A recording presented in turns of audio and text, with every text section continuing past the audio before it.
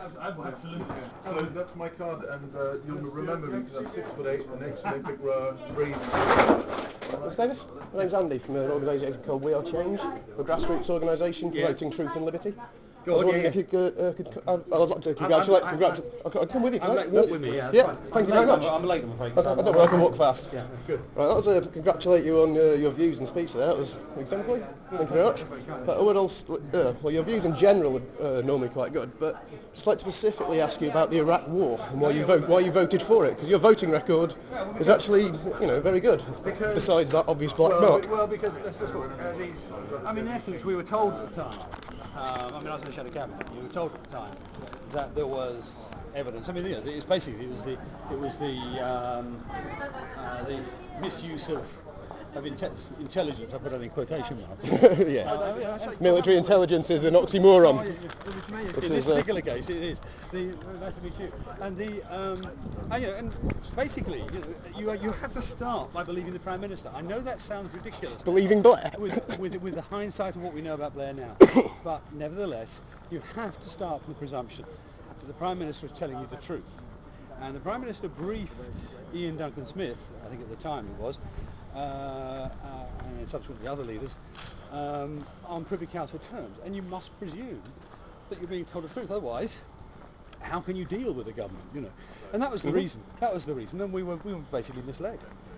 So if I could draw your attention to my top, I don't know if you've heard any of this nonsense before, but there are in excess of 1,200 architects and engineers around the world who have spoken out against 9/11 and what do you mean against 9/11? Against the official investigation. Against the official lie. And they're asking people to have a look.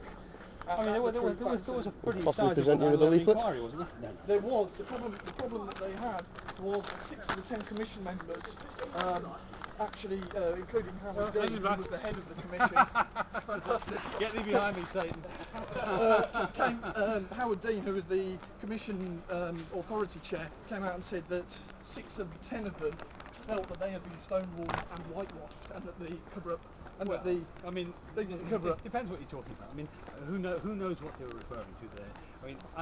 Bush and Cheney. Well, the third building that fell down was not even covered by the 9/11 Commission report. Carry on. Sorry.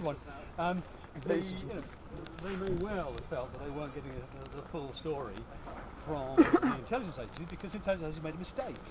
They didn't preempt the attack, and so that may be what they're talking to. I don't know the detail. Would you have a look into it for me, sir? I haven't got time. I really don't. You haven't got time for 3,000 people plus 1 million Iraqis and 1 million Afghanis. 90% of those being innocent civilians, and the majority of those being children. Listen. I have to focus what time I have. I understand what you're saying there. I have to focus on things that I can change and it can prove and change, right?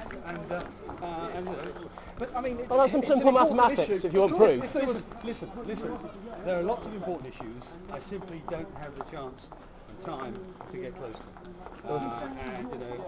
Things like that. We one of them. There are issues I can use my public persona and so on to advance, which you've been listening to back there. Yeah, that was an excellent speech back there. Commend you on it. That's what I focus on. That's what I spend my time on. Yeah, that work. We thank you for that, seriously, big time. It seems that the Iraq War doesn't seem, your voting on it seems to stand out completely from the rest of your voting record, considering what it's done to the freedom of Iraqis. I'll explain that. The simple truth anyway is that no country should ever go to war without being absolutely sure that it's got proper casus, what's called casus belli, proper reason for it. Because in every war, innocents die. In every single war, there's nothing exceptional, I don't think. Innocents die. And we thought at the time, we were told at the time, things now we know are not true. But that's a point of public knowledge. Yes. How about a slight bit of simple mathematics to highlight the 9/11 case? At so-called Ground Zero, the World Trade Center site, 2 planes hit 2 buildings, and 3 buildings fell down. The third building that fell down was not struck by anything, it was not on fire, and fell completely within its own footprint. And there's thousands of engineers. I don't know. I'm just looking to see where I'm going. It's in that tent there. The Race Publica is? I believe it's in that one there. That one, okay. I believe. If I email you, sir, would you have a look at that email? My name's John. I'm from By all Real means, Change email me. Birmingham. No, no, you're busy. Time and time. Thank you for your Seriously, time. there are other important issues out there as well. But you're doing a good job. Thank you.